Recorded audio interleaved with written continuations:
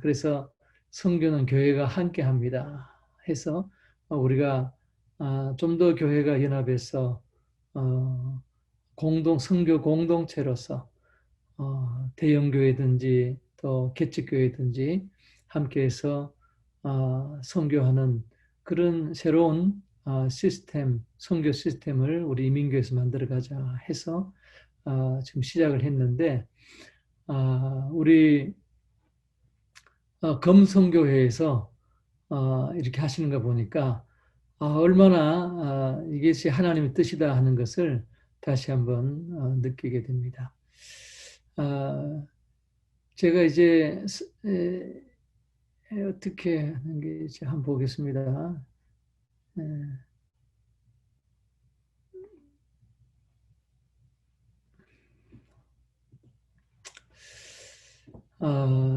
모든 사람들이 지금 마지막 시대라고 이야기하는데요. 선교도 초대교부터 시작해서 지금까지 2000년 오는 동안에 그때그때마다 선교가 점점 지역적으로 확장이 되어 와서 지금은 사실은 아직도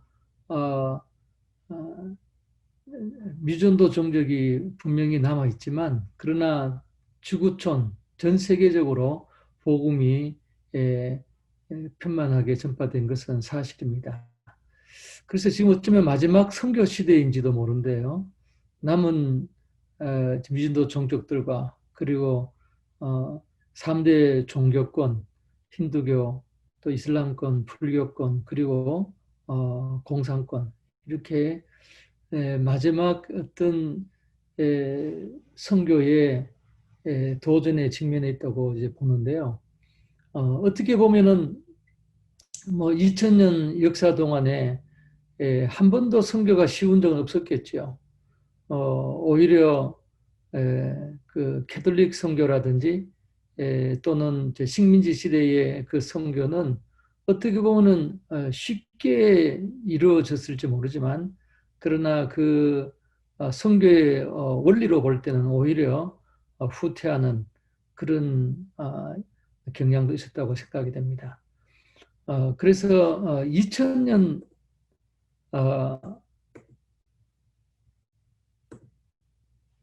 세계 선교 역사 가운데 가장 본질적으로 그리고 그 성경적으로 또 효율적으로 또는 신속하고 편만하게 복음이 전파됐던 시가 있다면은 초대교회라고 보아야 될 것입니다. 복음 메시지가 가장 신선하고 강력했고 성령의 역사가 가장 강력했고 그리고 그 짧은 시간에 로마 제국을 복음화하는 그런 일이 있었습니다.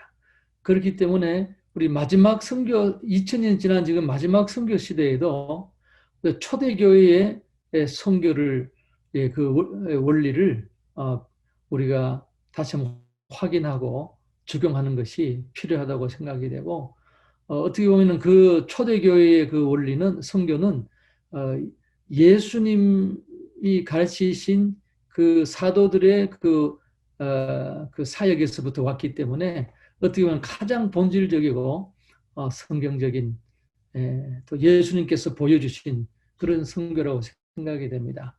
그런 면에서 볼 때 지금 우리도 뭐 여러 가지 선교 전략과 다양한 선교의 형태가 있지만 그 가운데서 오히려 우리가 방향을 잃어버리고 본질적인 선교의 원리를 우리가 잃어버린다면은 또 선교 역사는 에, 에, 그 마지막 남은 이 선교의 도전 이것을 돌파하기가 쉽지 않을 거라는 생각이 듭니다. 과연 정말 우리는 이 모슬렘 또 그다음에 힌두교 그리고 불교 사실 티베트 같은 라마 불교를 보면은 과연 이 복음화가 가능할까? 과연 선교가 가능할까? 그런 의문을 가지지 않을 수가 없습니다. 또 공산권, 과연 중국이 가능할까? 그러므로 우리가 다시 초대교회로 돌아가는 것이 돌아가서 그 본질적인 선교 원리를 배우는 것이 필요하다고 생각이 됩니다.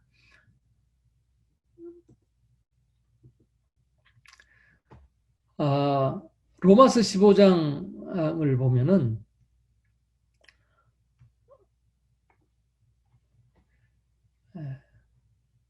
바울이 놀라운 이야기를 합니다. 아, 짧은 시간 안에 13년, 죄송하네. 이게 안 가네요.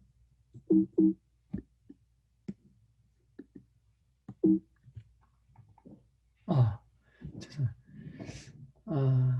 15장 17절에서 24절 사이에 보면은 아, 이런 이야기를 합니다. 바울이 이제 3차 선교여행을 마치고 고린도에 3개월 정도 2차 선교여행의 중심지였던 고린도에 3개월 정도 머물게 됩니다. 그리고 예루살렘으로 이제 가서 체포되기 전에 고린도에서 이런 이야기를 합니다. 그 이제 로마서의 결론이죠. 결론에서 내가 예루살렘으로부터 두루 행하여 일루리곤까지 그리스도의 복음을 편만하게 전했다 그랬습니다. 그러니까 3차 선교 여행을 마칠 때 바울은 예루살렘에서 일루리곤까지 복음을 편만하게 전했다 그랬고, 심지어 23절에 이제는 이 지방에 일할 곳이 없고 그런 이야기를 합니다. 그 여러 해 전부터 언제든지 스바나로 갈 때 너희 가기를 바라고 있었다. 그리고 이제는 지금까지 1, 2, 3차 선교를 했던 지역에서는 할 일이 없어서 일할 곳이 없어서 이제는 스바나, 지금의 스페인으로 갈 것을 비전을 이야기하고 있습니다. 그럼 이때가 언제인가 하면요. 지금 우리가 보는 대로 예루살렘에서 일루리곤은 지금의 발칸반도 북쪽입니다. 사도행전에는 바울이 일루리곤까지 갔다는 그런 기록은 없지만 바울이 아마 2차 선교여행이 고린도에서 2차 선교여행 때든지 아니면 이 3개월 사이에 3차 여행 에베소에서 3차 선교를 사역을 하고 그리스 이 고린도에 왔다가 3개월 사이에 갔는지는 모르겠어요. 그러나 아마 2차 선교 여행 바울이 고린도에서 1년 6개월 있는 동안에 이곳까지 복음을 전했다고 생각이 됩니다. 일루리곤까지 복음을 전했다고 한다면은 그것은 여기에도 교회가 세워졌다는 것을 이야기하고 있습니다. 그럼 이때가 언제인가? 안디옥 교회가 바울을 파송했을 때가 AD 45년으로 추정을 한다면은 1차, 2차, 3차 선교를 마치고 고린도에서 3개월 체류할 때 이때 로마스를 보냈을 때가 58년입니다. 어떤 분은 좀 더 늦게 58년인데 그러면은 불과 13년 만에 복음이 예루살렘으로부터 일루리곤까지 편만하게 전파되었다는 것을 이 모든 지역에 교회가 세워졌다는 것을 이야기합니다. 바울이 우리가 아는 대로 수리아의 안디옥에서 파송을 받았는데 13년 사이에 이렇게 신속하고 편만하게 복음이 전파되었다는 것입니다. 어떻게 이런 일이 일어났을까? 그래서 이 선교의 이 시작은 우리가 안디옥 교회 우리가 너무나 잘 아는 부분인데요. 여기에서 우리가 선교의 본질적인 원리를 배울 수 있다고 생각이 됩니다. 주를 섬겨 금식할 때에 성령이 이르시되 내가 불러 시키는 일을 위하여 바나바와 사울을 따로 세우라 하시니 이에 금식하며 기도하고 두 사람에게 안수하여 보내라. 이 말씀을 저도 선교사로서 뭐 얼마나 많이 설교를 하고 또 성경을 공부하고 했을까요? 근데 얼마 전에 제가 이번에 이 강의를 준비하면서 다시 한번 묵상을 하는데 두 가지 질문이 떠올랐습니다. 첫째는 바울이 주님의 부르심을 받고 왜 10년이 넘는 시간이 지난 후에 안디옥 교회를 통해서 성령의 보내심을 받았을까 하는 것입니다. 바울이 다메섹으로 가는 길에서 예수님을 만난 것은 AD 35년입니다. 그리고 아라비아 광야에서 3년을 있었고 또 예루살렘 방문 후에 다소에 거주했고 그리고 바나바가 사도행전 11장에 안디옥 교회가 세워진 후에 바나바가 가서 보고 많은 성도들이 많은 믿는 사람이 있는 것을 보고 다소에 가서 바울을 데리고 옵니다. 그렇게 해서 안디옥 교회 사역이 시작이 되고 그리고 이때가 사도행전 11장입니다. 그리고 12장에 야고보가 순교하고 베드로가 투옥이 되었다가 천사의 도움으로 이제 탈옥을 하게 됩니다. 그때에 바울과 바나바가 안디옥 교회의 부조를 가지고 구제연금을 가지고 사도행전 12장 현장에 있게 된 예루살렘에 있는 동안에 이런 일이 일어나게 됩니다. 그리고 헤롯이 죽임먹고 죽게 된 다음에 사도행전 12장은 바울과 바나바가 부조의 일을 마치고 안디옥으로 돌아오는 것으로 12장이 끝이 납니다. 그리고 13장에 안디옥 교회가 안디옥 교회 5명의 지도자가 기도하고 그리고 성령의 음성을 듣고 바울과 바나바를 파송하는 게 45년. 어떤 성경 교사들은 48년이라고도 이야기를 합니다. 그러니까 그러나 약 한 10년 정도 지나서 바울이 파송을 받게 된 것입니다.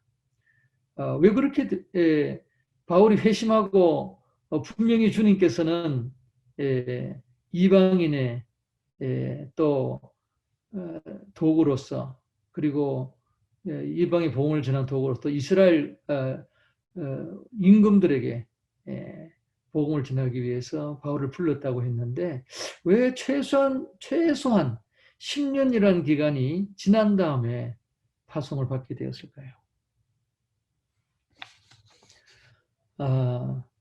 이번에 그런 질문을 이제 하게 되면서 다시 한번 확인하게 된 것은 바울이 교회 공동체의 번영을 받기 위해서 그래서 선교지마다 교회를 세우기 위해서 그래서 교회가 선교함으로써 신속하고 편만하게 복음을 전파하기 위해서 주님께서 이렇게 10년이라는 시간을 거치게 하지 않았을까 하는 생각을 해본 것입니다. 그래서 바울은 우리가 아는 대로 가는 곳마다 교회를 세웠습니다. 장로를 세웠습니다. 그리고 안디옥 교회에 돌아와서 보고하였습니다. 또 사도행전 15장을 보면은 바울이 그 신학적인 이슈가 있었을 때 교회의 결정을 존중하고 그리고 그 교회의 결정을 가지고 다시 가르치게 됩니다. 그러니까 선교는 교회가 한다는 것을 다시 말하면 바울이 개인적으로 선교하는 것이 아니라 개인 사역으로 하는 것이 아니라 성령을 통해 교회의 보내심을 받고 성령의 보내심을 받고 그래서 성령이 보내시는데 분명히 교회가 보냈다고 했습니다. 그것은 선교의 주체가 예수님이기 때문입니다. 선교는 왜 교회가 하는가? 선교는 교회가 한다고 했을 때 그것은 무슨 의미인가? 그래서 선교의 주체가 예수님이라는 사실입니다. 주를 섬겨 금식할 때에 성령의 음성을 들었습니다. 그리고 내가 불러시킨 이를 위하여 바나바 바울을 따라 세워라. 여기에 사실 여러 가지 선교의 원리가 포함되어 있지만 가장 먼저 생각할 것은 주를 섬겨 금식할 때에 이 주님 언제 성령의 음성을 들었습니까? 왜 안디옥 교회가 금식을 했을까요? 교회 안디옥 교회의 부조를 가지고 부조원금을 가지고 예루살렘에 왔을 때에 목격한 것이 무엇입니까? 교회가 이제는 유대인은 전도의 문이 닫혔다는 것입니다. 그리고 안디옥 교회는 처음 이방인 교회였습니다. 그러므로 주님의 뜻이 무엇일까요? 지금 안디옥 교회를 향한 주님의 뜻이 무엇일까요? 우리가 주를 금식하면서까지 기도하는 이유는 무엇이죠? 그것은 정말 주님의 뜻을 찾기 위한 것입니다. 주님의 뜻을 찾기 위해서 금식하게 됩니다. 그러니까 주를 섬겨 금식했다고 하는 것은 지금 안디옥 교회가 하고자 하는 이 일이 주님의 일이라는 사실을 성령이 내가 불러시키는 일을 위해서 바나바를 따로 세우라고 하는 것은 성령은 주님의 일을 하시는 것이기 때문에 주님의 일을 보여주시기 때문에 이것은 주님의 일이다. 예수님의 일이다. 선교의 주체가 예수님이라는 사실을 확인해 주는 것입니다. 주를 섬겨 금식할 때에 성령의 음성을 들었기 때문에. 그래서 선교는 교회가 한다고 하는 이야기는 교회의 머리이신 예수님의 사역이라고 하는 것을 말씀해 주는 것입니다. 오늘 우리가 많은 경우에 잘못하면 선교가 어떤 한 개인의 선교사의 사역으로 될 수가 있고 또는 선교 단체의 사역이라고 우리가 오해할 수가 있습니다. 그러나 선교는 예수님의 지상 명령은 예수님이 주셨기 때문에 예수님의 명령이기 때문에 이것은 예수님의 사역이다. 이것은 교회의 사역이다 하는 것을 우리가 recognize 하는 것이 acknowledge 하는 것이 참으로 중요하다고 생각이 됩니다. 두 번째, 선교는 교회가 한다는 이야기. 왜 교회가 하는 것입니까? 선교의 사명을 주님께서 교회에 주셨기 때문에 베드로에게 주시지 않았습니다. 또 요한에게 개인적으로 주신 것이 아닙니다. 주님께서는 모든 민족을 제자 삼으라는 사명을 제자들에게 사도들에게 주셨습니다. 교회의 기초가 되는 교회에 주셨습니다. 여기에도 안디옥 교회도 보니까 내가 불러 시키는 일을 위해서 따로 세우라 하시고 그때 안디옥 교회가 금식하며 또 금식하고 기도하고 두 사람에게 안수하여 보내었습니다. 이것은 교회가 보내었습니다. 다시 말하면은 선교의 사명을 주님 지상명령을 사명을 교회에 주셨다는 것입니다. 물론 바울과 바나바를 보내어서 선교 사역을 하게 했지만 그러나 모든 민족을 제자 삼으라고 하는 이 사명은 교회에 주셨다는 사실을 우리가 알 수 있습니다. 선교는 교회가 한다는 말은 왜 교회가 해야 하느냐 하면은 선교의 모든 자원을 교회에 주셨기 때문입니다. 선교에 필요한 세 가지 자원이 있다면은 인적 자원이 있습니다. 첫째는 그래서 바울과 바나바를 보내라. 지금 우리 시드 선교회에 300여 명의 선교사님들이 계신데 사실은 모두 다 교회에서 파송을 받았습니다. 교회의 협력을 받습니다. 교회 안에 인적 자원, 선교의 자원이 있습니다.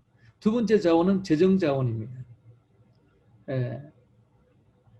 지금 시드 선교회에 약 1년에 한 300만 불에서 350만 불 선교사님들의 사역을 위해서 이렇게 선교비가 사용이 되는데 그 모든 것이 성도들과 교회가 보내주는 선교비입니다. 물론 교회에서 보내주는 것이 교회 예산에서 보내주는 것이 약 3분의 2, 또 선교사 개인이 개인적으로 보내는 것이 3분의 1 정도 되지만 사실은 그 성도님들도 우리가 알아야 될 것은 그 성도님들이 다 교회의 멤버요 지체라는 것입니다. 그렇기 때문에 재정 자원도 사실은 교회에 주신 것입니다.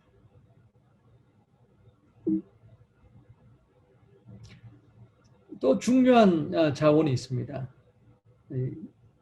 그것은 영적 자원입니다. 저도 이제 선교사 파송받은 지가 30년인데 정말 깨닫는 것은, 알게 된 것은 교회의 기도가 아니면 할 수 없다는 것입니다. 물론 선교사도 기도해야 되지만 중보 기도 없이는 할 수가 없습니다. 선교사는 연약한 인간에 불과합니다.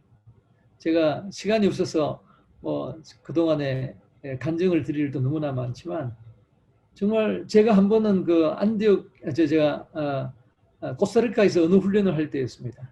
그때 36명이 36명이 죽은 그런 사망한 그런 그 지진이 있었습니다. 코스타리카는 굉장히 지진이 많은 곳인데 그때 제가 어느 훈련 때문에 아주 스트레스를 많이 받을 때인데 그날은 제가 아이들을 데리고 우리 아이가 이제 그때 2살, 4살 그런 남매였습니다. 이 아이들을 데리고 시내에 있는 그 환전소로 갔었습니다. 왜냐하면 그때 코스타리카 페소가 일주일에 한 번씩 이렇게 올라가기 때문에 매주 토요일마다 가서 저 혼자 가서 이제 달러를 가지고 페소를 바꾸어 왔는데 그날은 이제 그때는 코스타리카 체크만 쓰면은 미국 체크를 써도 거기서 페소를 바꾸어 주었습니다. 근데 그 환전소 주인이 우리 아이들을 보고 싶다고, 왜냐하면 코리안 그때는 뭐 한인사를 한국사를 많이 봤으니까 우리 아이들 보고 싶다고 해서 그날은 아이들 옷을 입혀가지고 아이스크림 사주겠다고 해서 그 소개해 주려고 제가 갔었습니다. 버스를 타고 이제 환전소가 있는 건물 건너편에 버스가 내렸습니다. 그저 한 2레인입니다. 아주 다운타운입니다. 이제 거기에서 길만 건너면은 이제 환전소 2층에 있는 환전소로 들어가게 되는데 갑자기 제가 버스에서 내려서 아이들을 손을 잡고 안고 하나씩 안고 이제 건너가려고 하다가 갑자기 귀찮은 생각이 들었습니다. 그래서 제가 제 아내에게 여보 나 혼자 갔다 올 테니까 체크를 주세요 하고 체크를 받아서 아이들을 제가 내려놓고 아빠가 빨리 갔다 와서 아이스크림 사줄게요 하고 체크를 받아서 돌아서는데 땅이 흔들리기 시작했습니다. 땅이 얼마나 흔들리는지 제가 몸을 가눌 수가 없었습니다.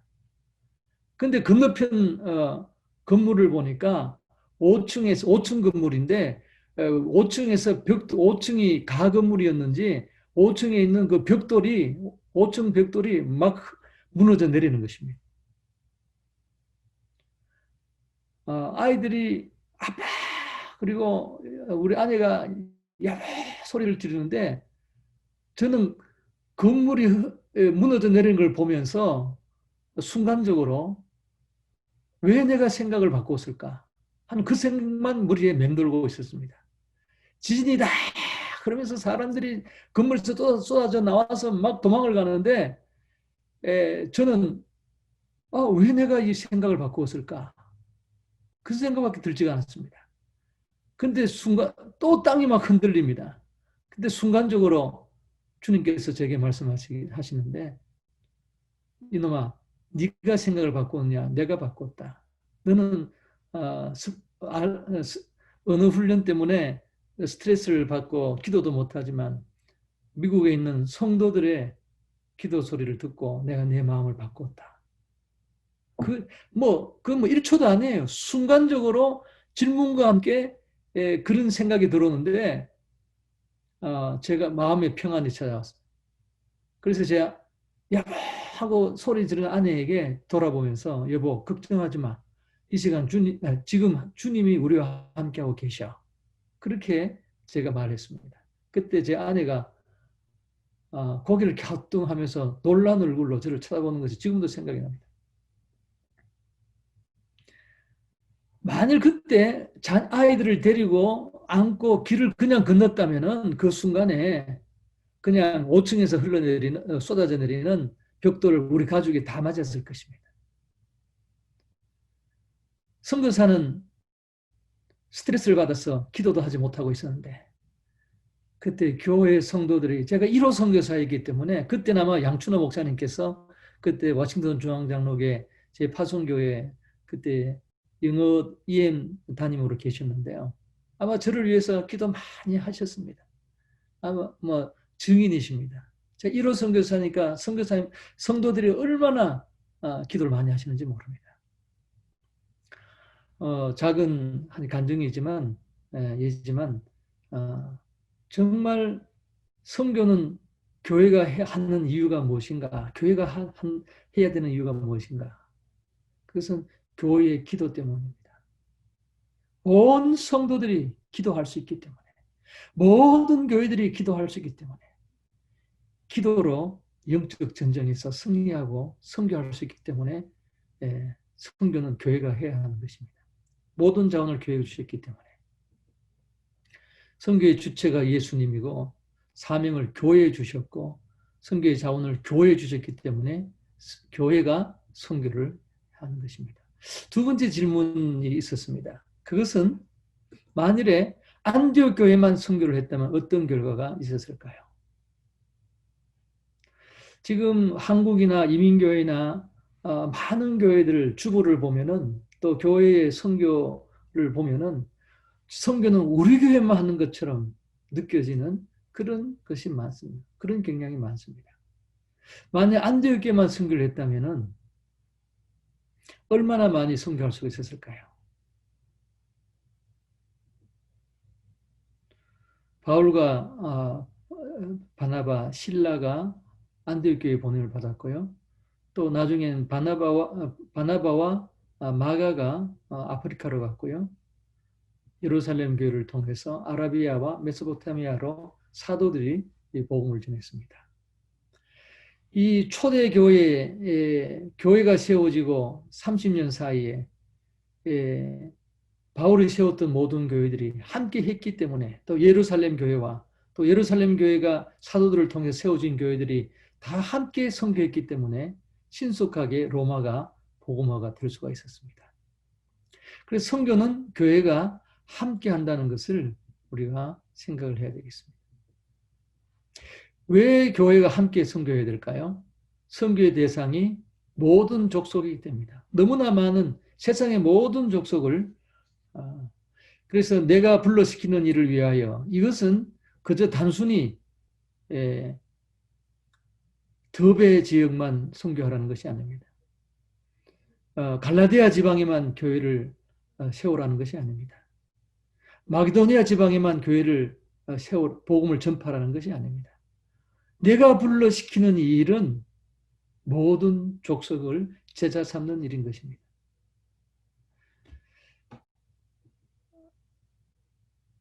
예수님은 모든 족속을 예수님이 하시는 일은 명령하신 일은 모든 족속을 제자 삼는 것입니다.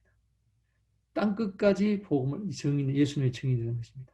그러면 우리 선교사님들 우리 여기에 계시는 100여 명이 넘는 우리 헌신자들도 또 선교사님들도 우리가 주님으로부터 부름을 받았을 때 바울은 처음에 그랬죠. 유대인에게 복음을 전하기를 원했습니다. 14년이 지나서 부름을 받고 14년이 지나서 예루살렘에 왔을 때에 바나바와 함께 왔을 때도 1차 성경을 어쩌면 마친 다음입니다. 그가 전도한 제자 삼은 디도도 같이 왔었습니다. 그럼에도 불구하고 바울은요. 자기가 유대인들에게 복음을 전했다고 성전에서 기도하고 있었습니다. 그때 주님께서 아니다. 그들은 너의 말 듣지 않는다. 이방인에게 가라. 그렇게 이야기하십니다. 그만큼 우리는 우리가 원하는 것이 있습니다. 내가 대개 우리 선교사님들 300명이 있지만 전부 다 각자 자기가 가는 그 족속, 자기가 일하는 그 민족 거기에만 올인하고 있습니다. 그게 나쁘다는 것이 아닙니다. 그러나 우리는 예수님이 모든 족속을 제함 사용하다는 것을 우리는 알아야 되는 것입니다. 그래야 내가 섬기는 민족들을 제자 삼아서, 예수님의 제자를 삼아서 그들을 통해서 또 다른 민족을 복음을 전하게 하는 것입니다. 교회가 함께 섬겨한다는 것은 너무나 중요한 것입니다. 우리 교회만 해서는 할 수가 없습니다. 나만 해서는 할 수가 없는 것입니다. 예수님의 명령을 이룰 수가 없는 것입니다. 우리는 내가 섬기는 사람들뿐만 아니라 내가 섬기는 나라와 도시뿐만 아니라 모든 족속을 제하 삼아야 된다는 사실을, 이것이 예수님이 우리에게 부르신 일이에요. 예수님이 교회에 명령하신 사실을 알아야 되고, 그러기 위해서는 교회가 함께 하지 않으면 할 수 없다는 사실을 우리는 알아야 된다고 생각합니다.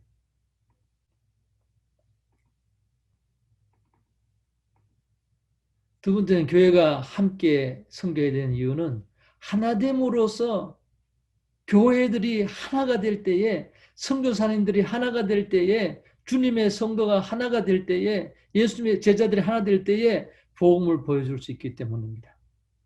초대교회도 마찬가지였습니다. 안디옥 교회만 선교한 것이 아니었습니다. 바울이 3차 선교행을 마치고 고린도에 각 교회 지도자들이 모였습니다. 베레아와 데살로니가는 마게도니아 교회의 지도자들이었습니다. 또 더베는 지금의 바울이 1차 선교여행 때에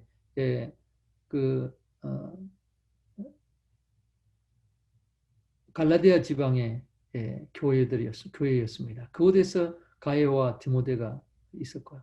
또 아시아 사람이라는 것은, 아시아는 바울이 3차 선교 여행 때에 에베소에 있는 에베소를 중심한 아시아 교회들이었습니다.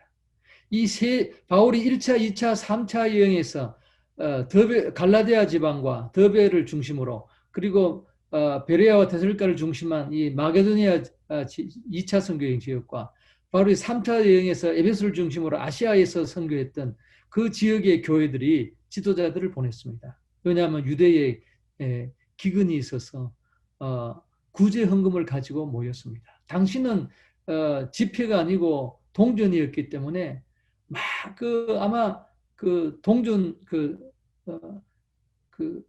자루를 가지고, 아니면 박스를 가지고, 함을 가지고 모였을 것입니다. 그러니까 바울이 말하기를, 고린도 후서 8장 9장에 말하기를, 그것이 이제 그에게 헌금이었기 때문에 적어도 바울과 누가까지 포함하면 9명이 되는 사람이 운반해야 되는 그 양의 헌금이었습니다. 이 교회들이 하나가 되어서 유대의 헌금을 가져간 것입니다. 구제를 한 것입니다. 그렇기 때문에 얼마나 그 복음의 능력이 나타났을까요? 강력하게, 복음의 능력이 강력하게 나타났을 것입니다.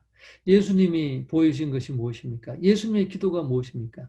요한복음 17장에 보면은 예수님의 제자들을 위한 기도가 나오는데, 마지막 기도는 내가 비옵는 것은 이 사람들만을 위함이 아니요, 그들의 말을 듣고 또 나를 믿는 사람들도 위함이니, 그러면서 아버지께서 내 안에, 내가 아버지 안에 있는 같이 그들도 다 하나가 되어 우리 안에 있게 하사 세상으로 아버지께서 나를 보내서 믿게 하옵소서. 이것은 예수님의 생각이었습니다. 이건 예수님의 전략이었습니다. 예수님의 생각에는 교회가 하나가 되지 않으면은 세상에 예수님을 믿을 수가 없다는 것입니다. 그러므로 교회가 함께 할 때에 선교지에서 여러 교회들이 보낸 선교사님들이 함께 할 때에 현지인 교회들도 그것을 배우게 되는 것이라고 생각합니다. 복음을 보게 되는 것이라고 생각이 됩니다. 또 교회가 함께 섬겨될 이유는 그때 우리가 하나님의 영광을 함께 누릴 수 있기 때문입니다. 선교의 열매를 보고 함께 하나님의 영광을 누릴 수가 있게 된 것입니다. 온전한 하나님의 영광을, 예수님이 아버지여 내게 주신 자도 나 있는 곳에 나와 함께 있어 아버지께서 창세 전부터 나를 사랑하사 내게 주신 나의 영광을 그들로 보게 하시기를 원하옵나이다.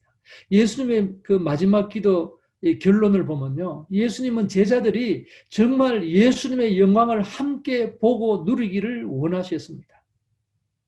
제자들이 그저 선교를 위하여서 그저 그 도구로 쓰임 받는 것만을 원하지 않았습니다. 그들을 통해서 모든 민족이 하나님을 예배하고 하나님을 알게 되기를 원했습니다. 그러나 또 원하는 것은 그들이 하나가 되어서 정말 복음을 함께 전할 때에 모든 민족이 하나님을 알게 되고 그 결과로 예수님이 아버지께서 시키신 일을 했을 때에 아버지의 영광을 다시 회복하고 받았던 것처럼 제자들도 똑같이 예수님의 그 영광을 제자들도 누리기를, 교회가 누리기를 원하셨다는 것입니다. 이 영광을 우리도 누려야 되기 때문에 교회가 함께 해야지. 교회가 함께 할 때 정말 주님의 지상명령이 성취가 되고 그리고 하나님의 영광을 교회가 누릴 수 있기 때문에 우리는 교회가 함께 섬겨야 된다고 합니다. 섬겨의 대상이 모든 족속이기 때문에 하나됨으로 복음을 보여주기 때문에 아버지의 영광을 함께 누려야 하기 때문에 우리는 선교는 교회가 함께 한다고 생각합니다. 그런데 예수님의 지상명령에 대한 세 가지의 오해가 있습니다. 이것은 모든 성도들 안에 있다고 생각합니다. 그것은 예수님의 지상명령은 성취하기가 과연 가능할까? 정말 모든 민족을 대상이 가능할까? 이런 보이지 않는, 말은 하지 아니하지만 이런 오해를 마음속에 가지고 있습니다. 또는 선교는 선교사에게 주신 사명이다. 선교단체에 주신 사명이다. 이렇게 오해할 수도 있고요. 또는 교회는 선교를 잘 돕기만 하면 된다. 그래서 저는 목사님들 만나면은 이런 이야기가 저는 제일 마음이 아파요. 우리가 잘 돕겠습니다. 저는 아니에요. 교회가 선교하는 것을 제가 돕는 것이죠. 제가 수행하는 것이죠. 그러나 교회가 선교하는 것을 우리가 알아야 될 것 같습니다. 그래서 세계 선교가 어떻게 완성될 수 있느냐. 세 플레이어가 있다는 것을 우리가 알아야 합니다. 우리 알고 있습니다. 교회가 있고요. 그리고 선교사가 있고요. 근데 선교기관이 있습니다. 과연 사명은 누구에게 주셨는가? 교회가 사명자라는 것을 알아야 됩니다. 선교사는 무엇이냐? 수행하는, 교회가 보내어서 선교의 사역을 하는, 수행하는 것입니다. 선교기관은 협력하는 에이전트로서 교회와 선교사를 돕는 것입니다. 협력하는 것입니다. 그러므로 교회가 사명자이기 때문에 하나님 모든 자원을 주셨고 선교사는 선교 사역을 수행하기 때문에 헌신하게 되고 선교기관은 전문성을 가지고 돕게 되는 것입니다.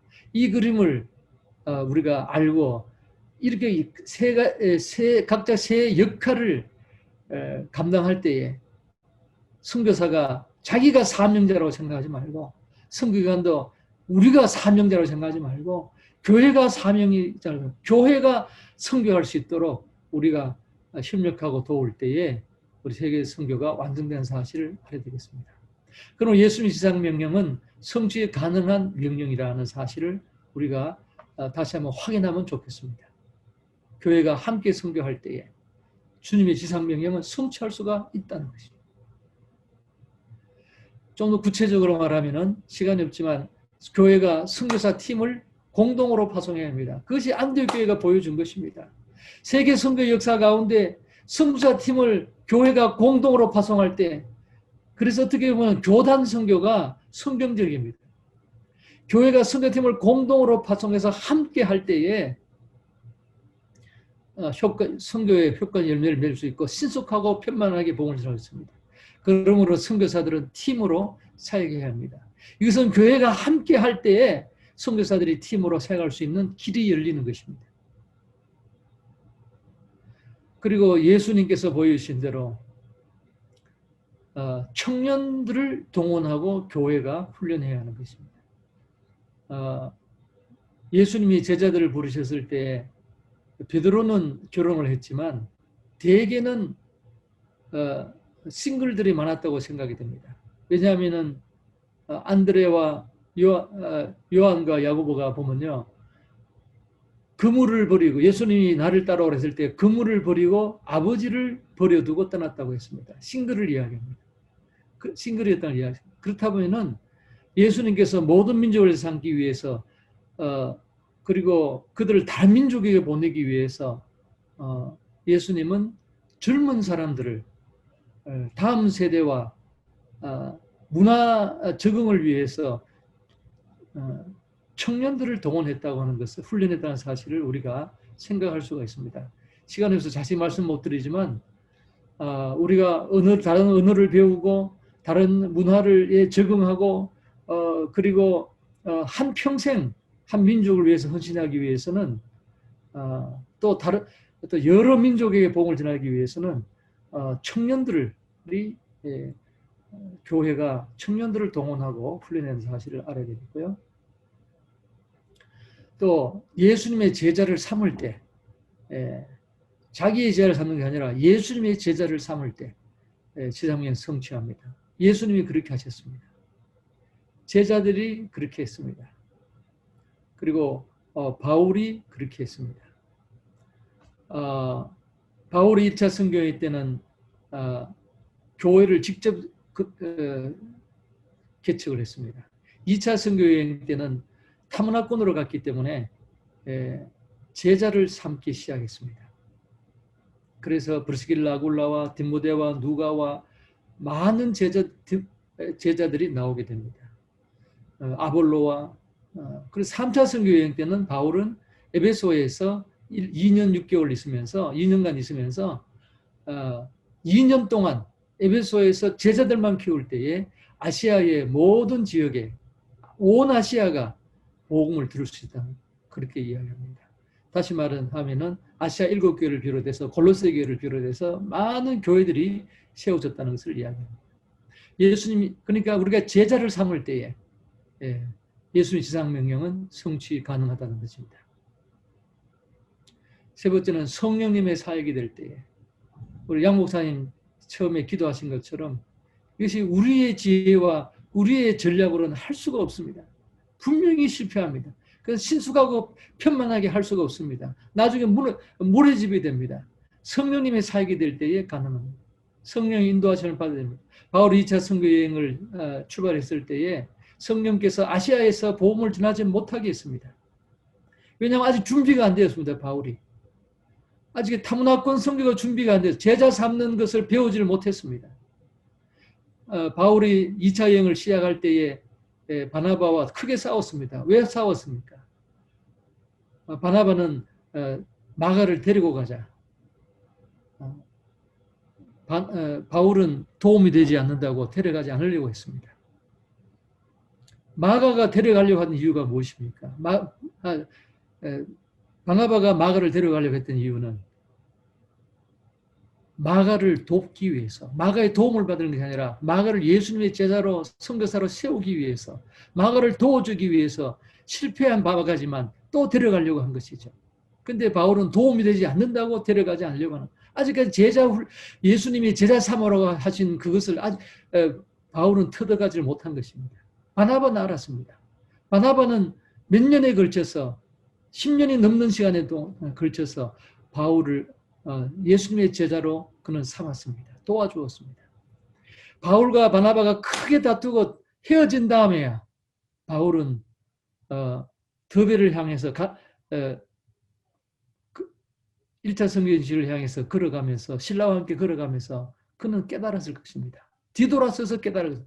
왜 지금까지 나를 10년이 넘는 시간을 나를 도와줬던 바나바가 왜 이렇게 마가 때문에 다투는가? 그때서 말로 들었던 예수님 모든 족속을 제자 삼으라고 하셨던 사도들이 이야기했던 제자 삼는 것이 중요한 것을 그가 마침내 깨달았을 것입니다.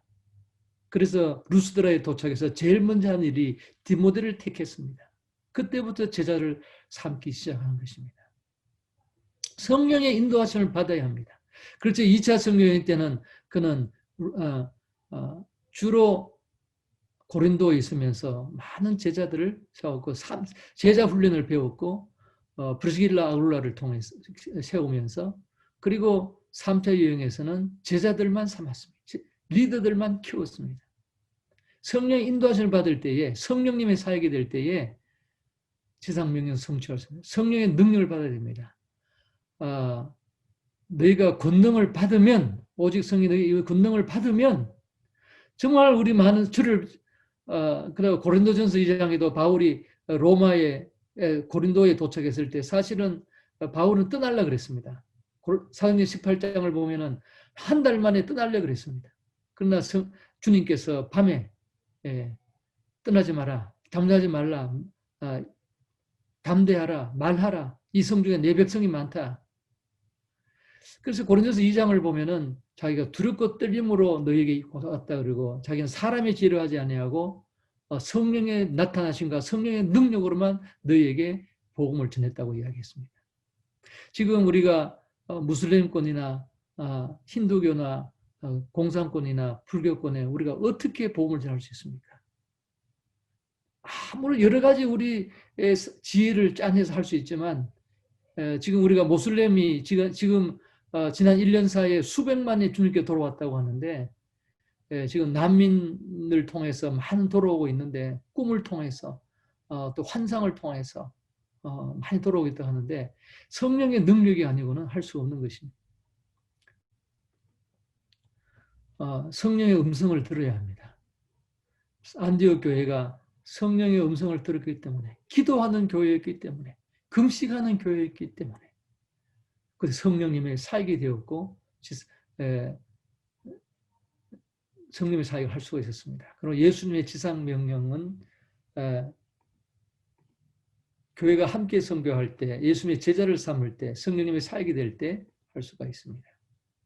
선교는 교회가 함께합니다. 죄송합니다. 네, 마쳤습니다. 제가 시간을 좀 마치느라고 좀 급하게 예를 더 들지 못하고 그냥 했습니다. 죄송합니다. 감사합니다. 네. 그러면 선교사님 그 옵션을 강의를 네, 제가 이제 하겠습니다. 예, 됐습니다. 자, 그럼 모두 갤러리 화면으로 한번 좀 바꿀게요. 예, 감사합니다. 여러분들 그 줌에서 박수 치는 법 아세요? 네. 옆에 반응, 밑에 보면 반응이라고 있어요. 반응. 예, 거기에 클랩이 있습니다. 박수를 이렇게 치시면 됩니다. 네. 오늘 귀한 강의 해주셔서 저에게 큰 도움이 됐습니다. 이제 질문을 저에게 주시면 좋겠습니다. 이제부터 채팅창에 질문을 저에게 남겨주시면 제가 질문을 드리도록 하겠습니다. 여러분들에게 좀 시간을 드리기 위해서 제가 먼저 그러면 질문을 하나 하겠습니다. 오늘 우리 박선교사님의 강의에서는 정말 가장 강조하신 부분이 교회가 선교를 한다. 그리고 교회가 함께 선교를 한다. 연합을 많이 강조해 주셨습니다. 우리 검선교회하고도 아주 우리의 취지하고도 일맥상통하는데요. 근데 현재 우리 한국 선교의 문제, 사실 한국 선교만의 문제는 아닌데 선교지에 가보면 여러 교파 또 교단 또 선교단체 출신들 선교사님들이 다양하게 활동을 하시다 보니까 아무래도 서로 간에 좀 보여주기식, 물량주의, 어떤 외형주의, 성과주의 이런 것들 때문에 과잉 경쟁이 되기도 하고 그러다 보면 불필요하게 중복 투자가 되기도 하고 이런 문제들이 사실은 지금까지 한국 교회에 좀 너무 외형을 강조하는 그래서 우리 한국 교회의 연약함이 되었었는데요. 어떻게 하면 우리 시드 선교회도 교회가 연합해서 선교하는 것을 추구하고 계신데 여기에 대한 또 좋은 방안이 있을까 싶습니다. 오늘은 아주 원론적인 성경적인 근거를 말씀해 주셨는데요. 현실적으로 선교지에서 또는 우리 지역에서 지역 교회들이 어떻게 하면 더 연합을 할 수 있을까 하는 것에 대해서 좀 한번 말씀해 주셨으면 좋겠습니다. 저는 우선 선교지의 예를 보면은 사역 중심이기 때문에 사역에 올인하고 있기 때문에 저는 그 연합이 어렵다고 생각이 됩니다. 그러니까 뭐 원론적인 이야기지만 큰 그림을 보지 못하고 지금 예를 들어서 그 도시에 내가 한 도시에 사역하고 있다면은 그 도시의 복음화, 그 도시가 하나님을 예배하고 그 도시에 아직까지 교회가 없는 곳에 교회가 세워지고 그 도시에 주님의 현지인 일꾼들이 세워지고 그 도시가 하나님께 드려져야 된다. 그 도시에 영적 부흥이 일어나야 된다. 이 전체를 보지 못하고 내가 지금 하고 있는 이 사역의 성장에만 초점을 맞추고 있기 때문에 때로는 경쟁하게 되고 더 연합하지 못하게 되지 않을까 생각이 되고, 그럼 교회도 마찬가지로 생각합니다. 교회도 우리 한 교회의 자원은 제한되어 있잖아요. 모든 자원이 다 제한되어 있는데 우리 교회만 선교한다고 했을 때 그게 얼마나 할 수 있겠습니까? 그러니까 예수님의 명령은 모든 민족을 제가 삼으러 가는 것이고 이 도시에서 예를 뉴욕이면 뉴욕에서 있는 모든 교회에서 최대한의 선교 자원이 동원돼서 적어도 교회 안에 주님이 부르신, 어떻게 생각하십니까? 주님께서 오늘 현재 우리 교회에 아니면 뉴욕에 많은 몇백 개 교회가 있다면 그 교회에서 얼마나 많은 선교사가 일어나기를 원하실까요? 그 수가 현재 보낸 선교사 수라고 생각할 수 있을까요? 아니면 그보다 더 많다고 생각할 수 있을까요? 주님께서 원하시는 것은 지금 예를 들어서 한 500명의 선교사를 뉴욕 지역에서 보냈다면은 뉴욕의 교회들이, 저는 개인적으로 믿습니다. 500명이 아니라 저는 1000명, 2000명, 3000명의 선교사를 보낼 수 있다고 생각합니다. 주님이 원하시는 것은 주님은 부르시고 계신데 우리가 듣지 못하고 순종하지 못해서 그런 것이 아닌가 생각됩니다. 그것은 선교비도 마찬가지고, 선교비가 현재 우리 교회가 드리는 선교비들이 과연 충분한, 그러니까 우리 교회가 정말 성령에 충만할 때, 정말 주님의 지상명에 대한 컨시어스네스가 있을 때, 정말 주님의 지상명을 우리가 순종하려고 할 때에, 정말 100% 순종할 때에, 정말 우리가 희생적으로 우리가 드릴 수 있다면은 과연 이 액수일까? 이보다 더 많이, 얼마나 더 많이 드릴 수가 있을까? 기도도 마찬가지죠. 그런 점에서 봤을 때 그 연합이 정말 주님의 뜻을 우리가 초점을 맞춘다면은 연합할 수 있지 않을까. 원론적인 이야기만 드려서 죄송합니다.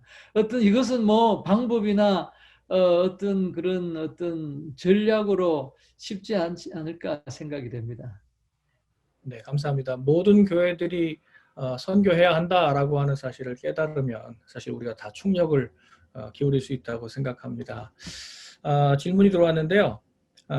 송호민 목사님, 한성교회 송호민 목사님께서 아까 보여주셨던 그 3플레이어스 그 도표에 보면 그 선교 기관, 이 세 가지 중에 교회, 선교사, 또 선교 기관이 있지 않습니까? 그 선교 기관 협력자 역할에 대해서 좀 더 구체적인 설명을 부탁을 드렸습니다. 특별히 교회와의 관계 속에서 교회와 선교회, 교회와 선교기관의 이 역할이 어떻게 하면 균형을 잡을 수 있을까?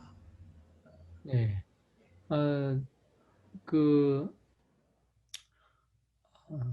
저는 이제 시드 선교회를 이야기해서 죄송하지만 그 시드 선교회가 정말 원하는 것은 교회 마지막 그림은 무엇인가 하면은 독립선교기관으로 존재하는 것이 아니고 교회가 연합할 때에 선교하는 교회들이 얼마가 되든지 수백 개 교회가 연합했을 때, 사실 시드 선교에 지금 협력하는 파송하거나 300명 선교사를 파송하고 협력하는 교회가 750개 교회입니다. 미주에. 그러면 이 750개 교회가 각자 하지 말고, 각자 파송하지 말고, 750개가 연합을 하고, 그러 시드 선교회는 그 교회 연합, 선교 연합체에 보드로, 그러니까 미션 보드, 선교위원회로 들어가는 것입니다. 그래서 그 독립이 되지 아니하고 그 연합체 속에 들어가서 사실은 사역하는 것입니다. 그 교회가 연합된 힘으로 선교사들을 동원하고 파송하고 선교지에서 함께 동력할 수 있도록 하는 것이, 또 선교사가 원하는 곳에 가는 것이 아니라 이 교회 연합체가 원하는 곳에, 이 교회가 전체가 결정해서 올해는 어느 지역에 집중적으로 갈 것인가, 이런 것을 결정을 하고 어디로 또 더 보낼 것인가, 그걸 결정해서 한다면은, 또 어느 곳에 학교를 세우고 어느 곳에 병원을 세우고 이런 것을 연합체가 결정한다면 하고 함께 한다면은, 그것을 전문적으로 전문성을 가지고 가이드를 하고 퍼폼하는 것을 그 연합체의 선교위원회로서, 선교부로서 그걸 하고 싶은 거죠. 그렇게 본다면은 지금은 뭐냐면은 독립 선교기관들이 있기 때문에, 교단 선교가 아니고 독립 선교기관이기 때문에 각 교회들이 선교사를 각자 파송하고 각자 프로젝트를 하고 있기 때문에, 이제 선교기관은 어떻게 보면은 원래는 그것을 잘 조정하고 독립적으로 하다 그것을 모아가지고 미국 선교기관은 선교기관에 들어오면은 팀 사역을 해야 됩니다. 선교사가 개인 사역을 할 수가 없습니다. 그러니까 어떻게 보면은 선교기관은 교회가 연합으로 할 수 없는 것을 선교기관이 대행한다고 볼 수 있을, 대신 할 수 있는, 교회가 해야 될 역할을 교회가 함께 선교해야 되는데 그렇게 하지 못하는 현실에서 선교기관이 그것을 어느 정도 커버한다고 볼 수가 있겠습니다. 네. 교회가 플레이어라고 말씀해 주셨잖아요. 선교는 교회가 한다.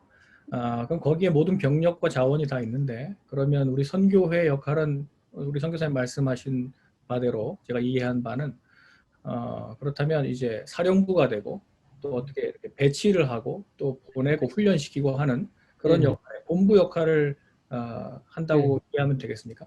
네네. 예. 그런데 제가 지금 자꾸 교회가 함께 된다는 말을 말씀드리는 이유는 뭐냐면은, 교회가 각자 선교사를 파송할 때,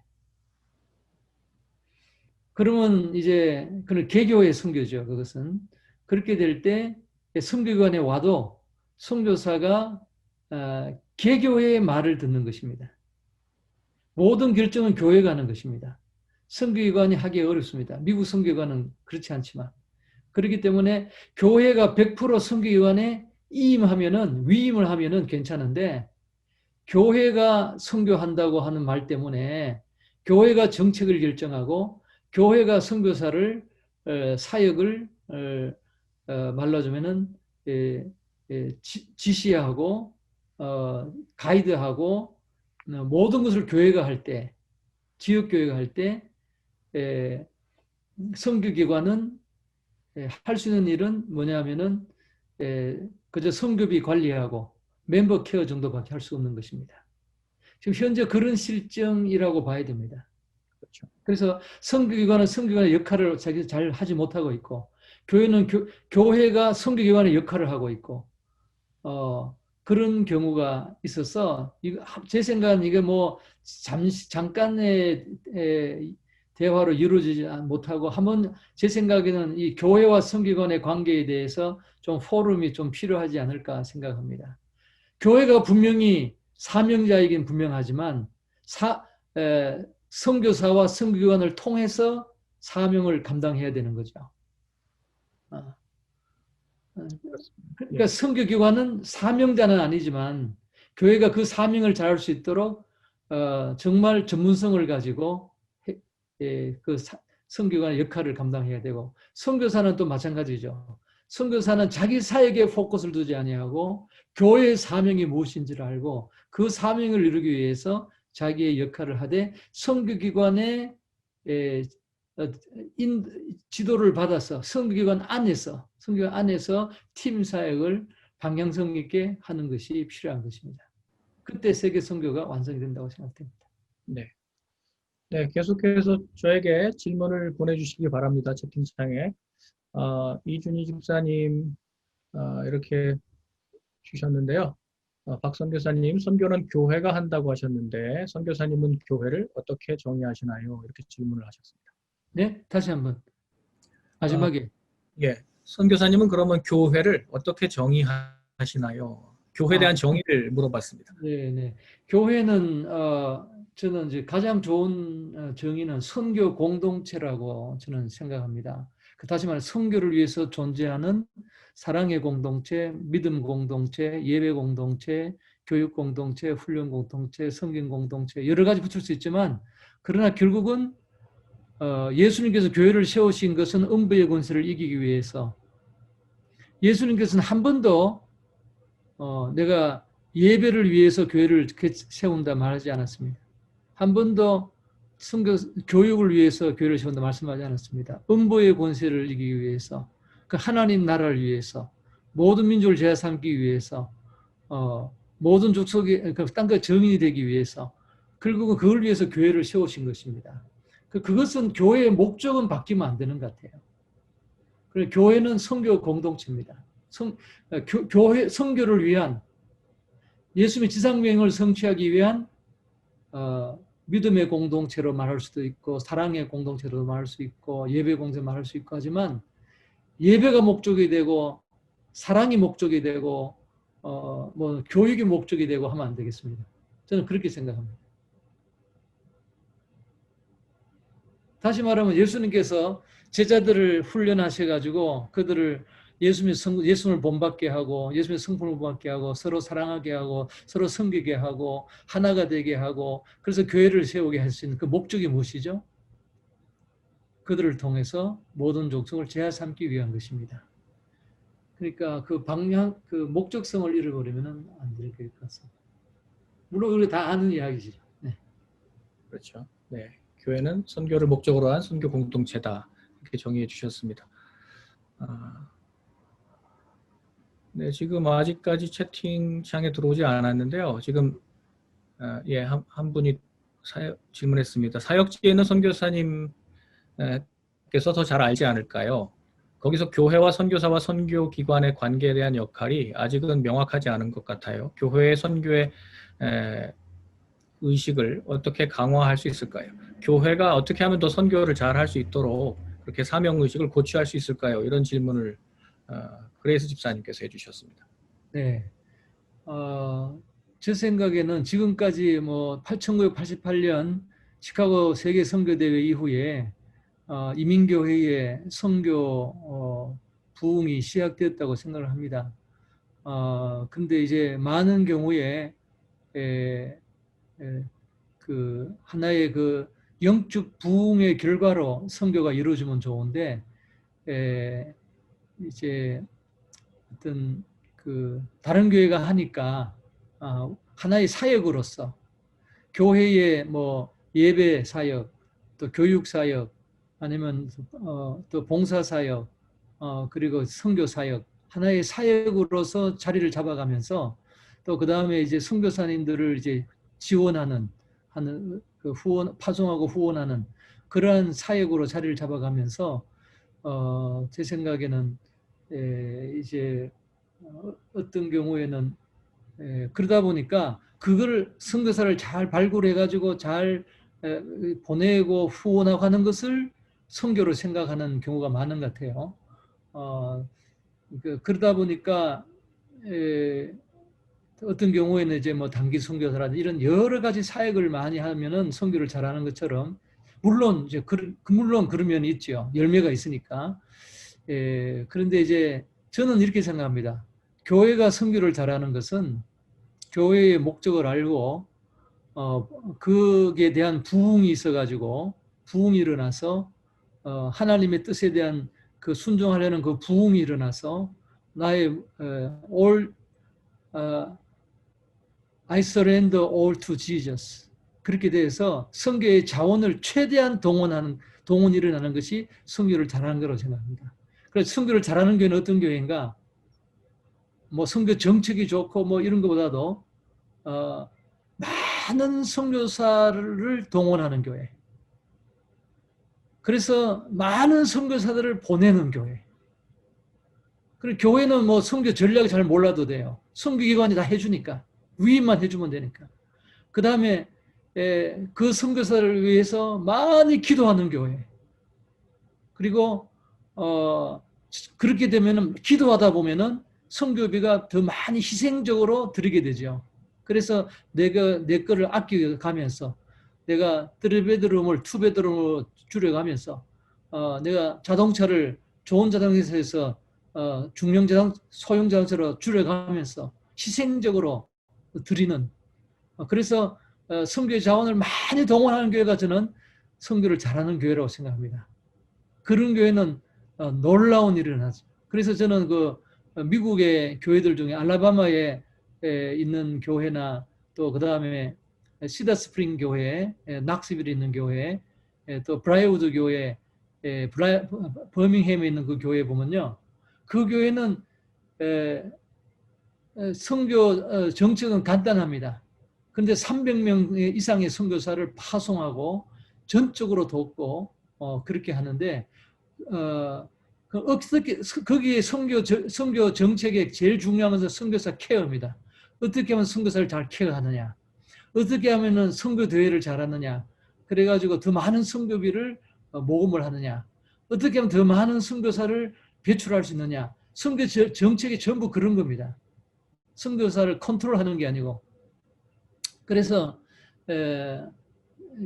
어떻게 질문 답변이 될지 모르겠습니다. 선교를 잘하는 교회는 선교 자원을 많이 동원하는 그런 부흥하는 교회다. 선교 부흥 있는 교회다. 그렇게 말씀드릴 수가 있겠습니다. 네, 감사합니다. 우리 필그림 선교교회 남상호 목사님 질문을 해주셨습니다. 세계 선교 완성을 위한 도표를 보면 지금 교회와 선교사, 선교기관이 이렇게 삼위일체로 되어 있는데, 그러면 선교지 현지의 교회와의 협력은 어느 파트로 보아야 합니까? 그리고 그들과 해야 할 중요한 협력은 무엇인가요? 질문해 주셨습니다. 그것은 저는 그 교회와 그 참 좋은 질문인데요. 교회와 선교사가 굉장히 중요하다고 생각이 됩니다. 선교사는 우선 선교지에 도착했을 때 현지 교회에서 선교 단체의 멤버로서 리프레젠트 되면 안 된다고 생각합니다. 그래서 저희 시드 선교회에서는 선교사를 후보를 훈련할 때 선교지에 가게 되면은 자기 파송 교회에서 보낸 것으로 이야기를 하라 그럽니다. 그래서 나는 교회가 보내었다. 미국에 있는, 저는 이제 아르헨티나에 있을 때 저는 워싱턴 중앙장로교에서 저를 보냈습니다. 저 목회자 훈련할 때에 현지 목회 훈련할 때 항상 그 이야기부터 사고 그때 저는 CMF 선교사라는 말을 하질 않았습니다. 그래서 우리 아르헨티나에 있는 모든 우리 현지 교회와 동력자들은, 저와 아는 사람들은 제가 워싱턴 중앙장로교회의 선교사로 알고 있습니다. 그리고 현지 교회에 그래서 교회가 선교한다는 것을, 사실은 그렇잖아요. 선교기관이 저한테 선교비 주는 거 아니거든요. 관리하지. 교회의 선교비를 받아가지고 제가 선교하거든요. 그 다음에 교회로서는 이제 현지 교회와 좋은 관련이 있는 것은, 이것을 선교관이 잘 중간 역할을 해서 바울이 잘 중간 역할을 해가지고 아시아와 또 갈라디아와 마게도냐의 교회들이 연합해가지고 구제연금을 유대의 교회에 보내줬던 것처럼 그는 바울이 줬다고 생각하지 않거든요. 유대에 있는 성도들이 이거는 더베에 있는 교회들이, 베레아 교회들이 보내줬구나. 왜? 그 레프레젠테이티브가 왔기 때문에. 그렇게 정리를 하면 좋을 것 같습니다. 그래서 사역도 교회가 어떤 면에서는 현장과 연결이 되어 있어야 된다고 생각합니다. 네, 관련해서 우리 김명찬 피택 장로님 질문해 주셨는데요. 선교사님들을 파송하고 교회가 현지에 세워지고 있지만, 교회가 현지에 있는 교회들이 자립되지 못하고 어려움을 겪거나 문을 닫는 경우를 많이 보게 되는데 현지인 리더, 현지인 지도자들을 어떻게 세워야 할까요? 그런 계획 아니면 그런 네. 방법에 대한 네, 질문입니다. 그것은 이제 선교사의 이제 역할이라고 보는데요. 어, 제가 간단히 이제 제가 간증을 하겠습니다.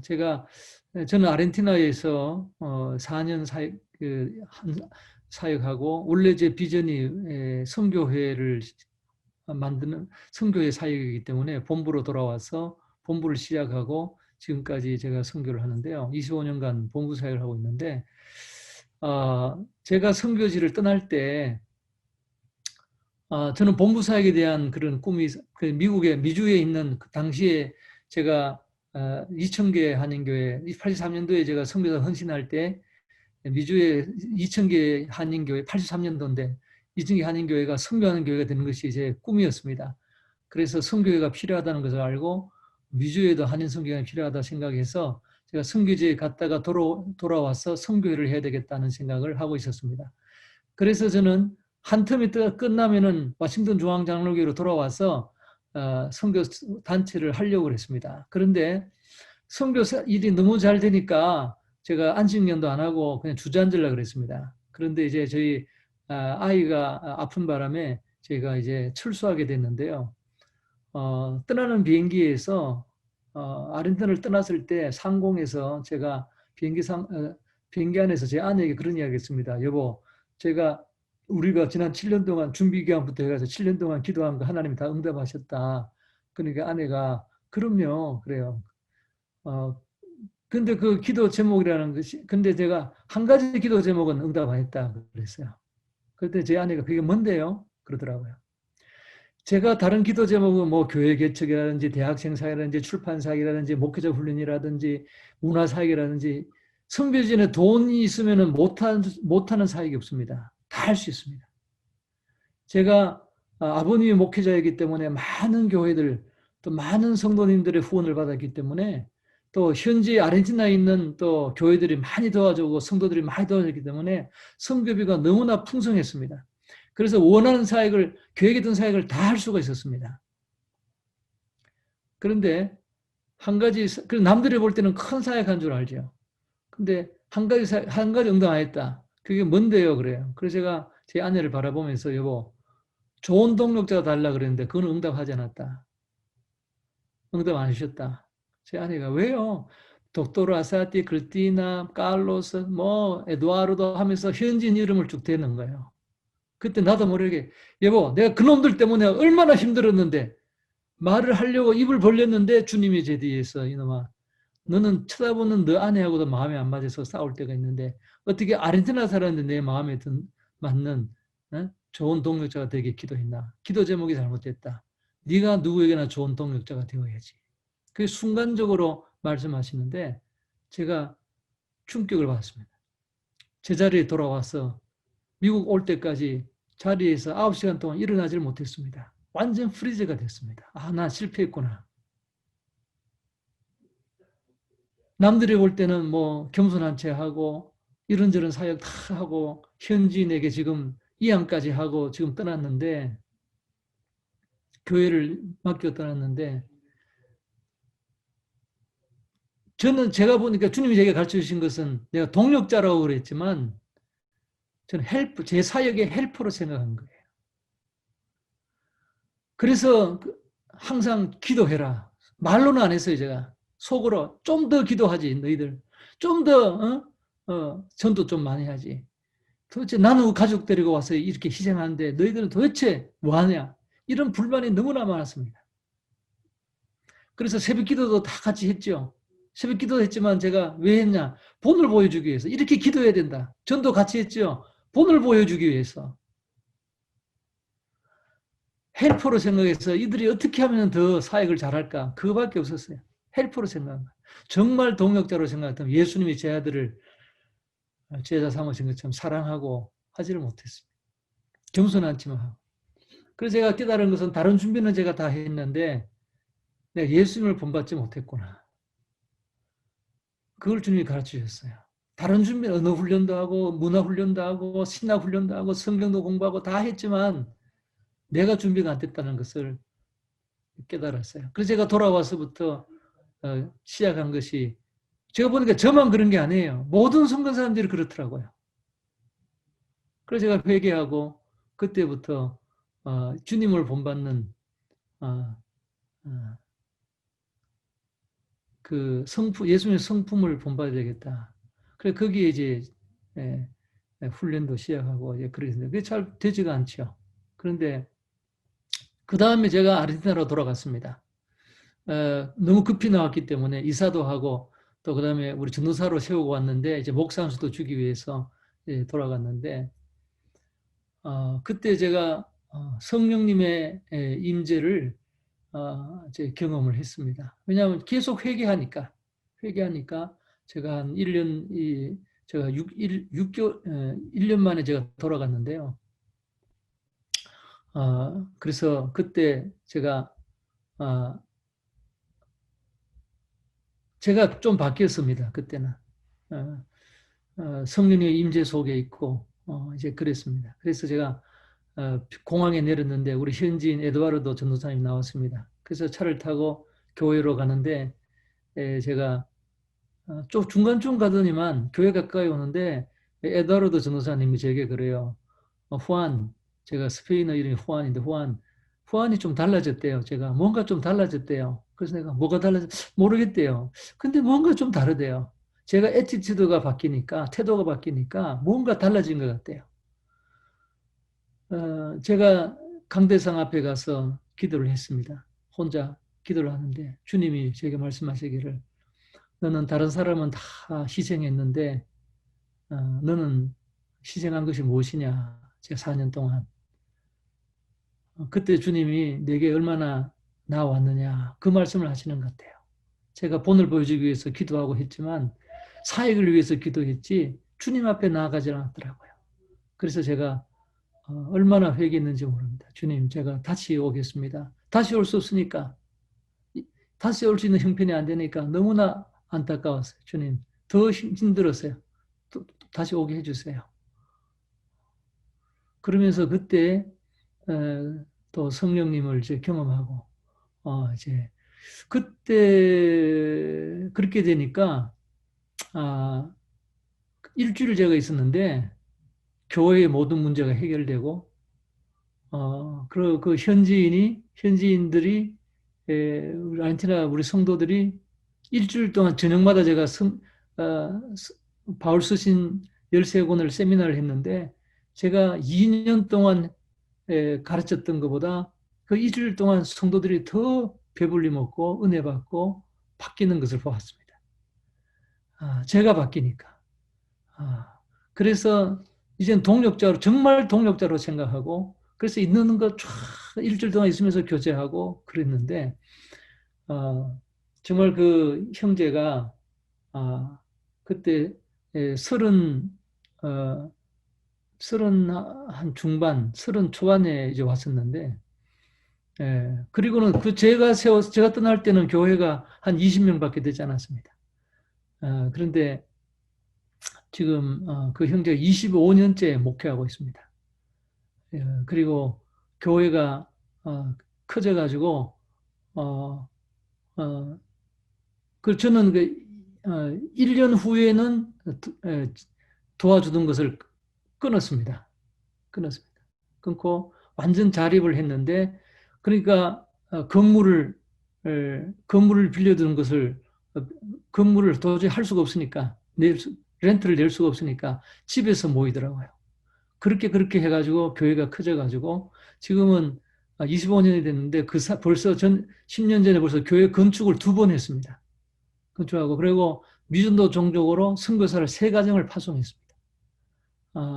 그리고 지금 그리고 이스라엘에도 지금 또 한 가정을 교수를 보내가지고 지금 자비량 선교사로 교수 선교사를 보내고 준비하고 있는데요.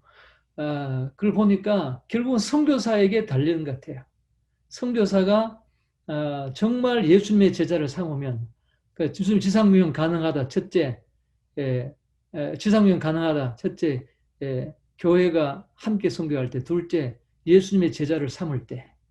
그리고 이것은 선교 기관도 할 수 있는 일이고 교회도 할 수 있는 일입니다. 이것은 선교사만이 할 수 있는 일이라고 생각합니다. 네, 예수님을 감사합니다. 본받을 때. 네. 시간이 많이 갔지만 지금 이제 마지막으로 들어온 질문이 지금 두 가지가 더 있는데요. 네. 하나는 아마 장병근 목사님 질문 같습니다. 제임스 장. 우리 교회 같은 경우 예를 들면 교회는 선교를 하려고 하는데 믿을 만한 선교사님 찾기가 힘든 것 같습니다. 선교는 네. 교회와 함께 합니다. 정말 동의하는데 음. 그럼에 있어서 선교 단체와 선교사와 교회의 신뢰 관계가 정말 중요한 것 같은데요. 선교사의 영적 관리를 어떻게 하는지, 교회의 신뢰를 주기 위해서 서로 상호 신뢰하는 관계가 되기 위해서 선교사는 어떻게 해야 하는지 하는 거 하나 하고요. 또 하나 마지막 질문은 또 전재헌 권사님, 미국 내에 있는 한인교회들이 미국 교단 소속이라서 미국 교단의 선교 사역에 참여하는 것, 또 개교회 선교 목표로 인한 그 자원이 이렇게 분산되는 경우가 있는데 이런 것으로 인해서 어려움이 있을 때 어떻게 하면 균형을 잡을 수 있을까요? 네. 먼저 이제 선교사 파송에 대한 이야기인데요. 저는 이제 첫 단추를 잘 꿰야 된다고 생각합니다. 정말 선교하기 원하는 교회라면은 목사님이 선교하고 싶으시면은 강단에서부터 시작이 돼가지고 목사님의 설교를 통해서 교인 청년들 가운데 젊은 20, 30대 가운데에서 젊은 성도들 가운데에서 선교사가 나와야 된다고 생각합니다. 아무리 작은 교회라도. 제가 보니까요. 3,000명 넘는 교회가 선교사를 배출 못한 교회 봤고요. 30명밖에 안 되는 교회가 선교사를 파송하는 걸 자체 선교사를 파송하는 걸 봤습니다. 그렇기 때문에 저는 목사님으로부터 단 목회자로부터 시작된다고 생각합니다. 그래서 이미 파송된 선교사, 파송교회가 없는 선교사를 이렇게 영입해가지고 선교하는 것도 필요하지만 먼저는 시간을 두고 당장은 안 되더라도 강단에서 말씀을 도전을 통해서 그건 성령님만이 할 수 있다고 생각합니다. 그러면은 그 사람을 이제 하나씩 이제 선교사 후보로 그때 선교기관과 함께 해가지고 선교 준비할 수 있게 하고 그것을 교회가 다 동참하고 그렇게 해서 바울이 1년 동안 사역하다가 파송받은 것처럼 교회에서 함께 신앙생활 하다가 선교 준비하다가 그 다음에 파송받는 것이 중요하다고 생각하고요. 물론 이제 아주 좋은 선교사님을 소개해 드릴 수도 있습니다. 그러나 그런 방법이 있을 수 있지만 그래서 선교기관이 이제 소개해 줄 수가 있겠죠. 그러나 내가 우리 교회 안에서 정말 도전받아 가지고 나가는 선교사하고는 차이가 있다고 생각하고요. 그 다음에 이제 참 좋은 질문인데 이것이 어떠면은 우리 교회 연합에 하나의 해답이 될 수가 있다고 생각되는데요. 지금 이제 CNMA라든지 서든 베프티스트 같은 교단 선교 교단에 속한 교회가 있습니다. 한인교회 있는데 제일 좋은 것은 정말 좋은 교단이라면은 감리교라든지 장로교 이런 게 아니고 정말 CNMA나 서든 베프티스트 같은 경우에는 남침류 같은 경우에는 이것은 저의 그냥 개인적인 겁니다. 완전히 두 가지인데 완전히 그냥 서포트를 충분히 하는 거죠. 최대한으로 충분히 하는 겁니다. 교회 모든 자원을 그 부담금 이상으로 하는 겁니다. 하면서 어떤 선교사 우리 교회가 파송하고 하는 선교사 때 가지고 은혜 받는 것이 아니라 정말 본질적으로 좀 이상적인 거지만 본질적으로 은혜를 받는 겁니다.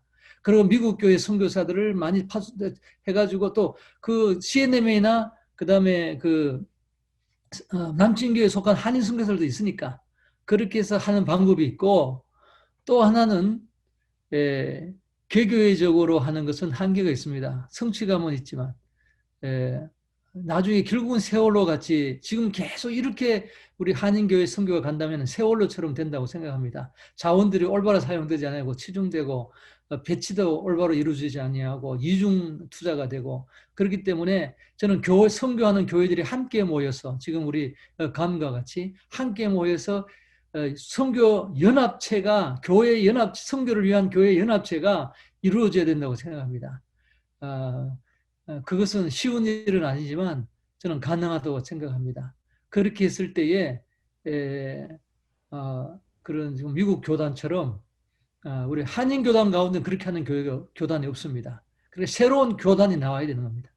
교단을 바꾸기는 어렵습니다. 그러나 CNMA가 처음 심슨 박사님이 시작하신 것처럼 CNMA가 처음에는 여러 선교하는 교회들이 모여가지고 각 교단의 교회들이 모여가지고 함께 선교하다가 나중에 교단이 된 것처럼 정말 감과 같이 여러 교회들의 연합해서 함께 하다 보면은 다른 건 하지 않고 여기에 모든 걸 쏟아서 하다 보면 공동으로 선교사를 파송하고 선교사들이 팀 사역하고 전략적으로 선교하고 선교사가 모금하지 아니하고 교회 연합체에서 생활비와 사역비를 다 감당하고 이렇게 팀 사역하는 게 생기게 되면은 방금 마지막에 질문하신 그 질문에 해답이 되지 않을까 생각이 됩니다. 이것은 지금 없습니다. 없는데 시드 선교회는 그렇게 가려고 지금 기도하고 있습니다. 기도하고 있고 이것은 선교사들이 이미 각자가 모금하고 각자 사역하고 있기 때문에 이것을 함께 한다는 것은 참 어렵습니다. 지금 20년간 노력하고 있는데 쉽지 않은데 지금 조금 지금 빛이 보이고 있습니다. 네, 감사합니다. 모르겠습니다. 좋은 방향성을 제시해 주셔서 참 감사합니다. 오늘 질문 여기까지 마치고요. 혹시 질문이 부족했거나 또 지금 몇 분 제가 드리지 못했는데요. 추가로 우리 강사님께 질문하고 싶으시면 이제 저에게 개인적으로 카톡으로 남겨주시면 제가 또 강사님께 요청을 하겠습니다. 그러면 우리 선교사님 답변 주실 수 있으시죠? 네네. 네네. 그럼 제가 전달해 드리겠습니다. 이제는 선교사님 기도 제목 좀 말씀해 주시고 우리가 합심해서 중보도 하고 마무리하겠습니다. 네네. 시간을 줄이기 위해서 제가 다시 한번 공유하겠습니다. 네.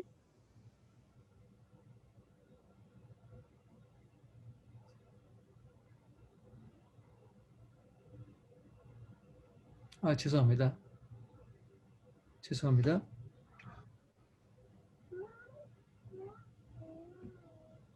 자, 보이시나요? 기도 제목? 네네. 네, 이 시드 선교회를 통해서 교회가 함께하는 선교의 비전을 이루어 주시고 시드 선교 기도회가 여러 나라와 도시에 확장되게 하옵소서. 왜냐하면은 부흥이 없이는 선교 이루어질 수 없으니 기도회를 여러 도시에서 확장하려고 합니다. 그 다음에 기도하는 선교 되기를 원하고 두 번째는 다음 세대를 위해서 영어권과 청년 선교사들을 일으켜 주시고 이번에 2020 선교학교를 통해서 14가정이 세워졌습니다. 이분들이 예수님을 본받는 선교사들이 될 수 있도록 기도해 주시고요. 한업권 11가정, 영어권 3가정이 세워졌습니다. 그 다음에 제 아내입니다. 저 옆에. 제 아내는 그 커뮤니케이션을 전공하고 아나운서를 하다가 연극을 전공하고 나중에 영화를 전공했습니다. 근데 저를 따라다니느라고 그동안 영화를 못 만들었는데 이제 올해부터 영화를 만들고 있습니다. 예수님과 걷는 길 애니메이션을 지금 만들고 있는데 지금 한 10% 정도 됐습니다. 11월 올해 말까지 완성할 수 있도록 그래서 영화 선교가 시작되게 기도해 주시고 저희 아이들이 이제 30이 넘었는데 아들, 딸이 있는데 아직 결혼을 안 했어요. 그 배우자를 만나서 하나님나라를 위하여 쓰임받을 수 있도록 우리 딸이 지금 선교사로 헌신을 했는데 좋은 선교사가 될 수 있도록 기도해 주시면 감사하겠습니다.